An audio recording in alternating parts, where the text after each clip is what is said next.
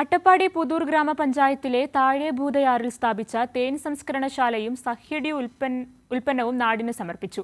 മന്ത്രി ഒ.ആർ. കേളു ഉദ്ഘാടനം ചെയ്തു. പട്ടികവർഗ ജനവിഭാഗത്തിന് വരുമാനവും ജീവിതമാർഗവും ഉണ്ടാക്കുകയാണ് സർക്കാർ ലക്ഷ്യമെന്ന് മന്ത്രി ഒ.ആർ. കേളു പറഞ്ഞു.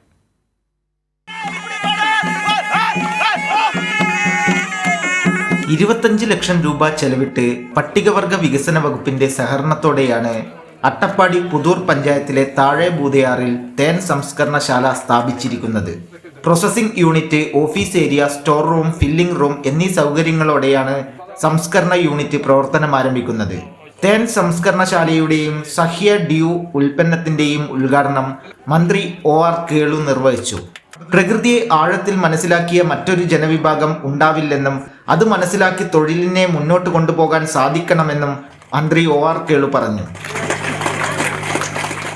പഴയ ഒരു അട്ടപ്പാടിയിലേക്ക് തിരിച്ചു വരുന്ന ഒരു പ്രകൃതി ഭംഗി കാണുമ്പോഴും വളരെ സന്തോഷം. അന്നൊക്കെ മൊട്ടക്കുന്നുകളായിരുന്നു അല്ലേ?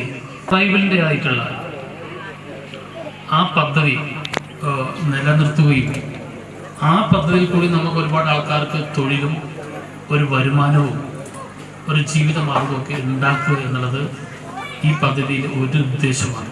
ശാസ്ത്രീയമായി സംസ്കരിച്ച തേൻ വിപണിയിൽ എത്തിക്കുന്ന സഹ്യ ഡ്യൂ ഉൽപ്പന്നത്തിന്റെ ലോഗോ പ്രകാശനവും മന്ത്രി നിർവഹിച്ചു. അഡ്വക്കേറ്റ് എൻ ഷംസുദ്ദീൻ MLA അധ്യക്ഷനായി. പട്ടികവർഗ വികസന വകുപ്പ് ഡയറക്ടർ ഡോക്ടർ രേണു രാജ് മുഖ്യ അതിഥിയായി. കൈരളി ന്യൂസ്, പാലക്കാട്.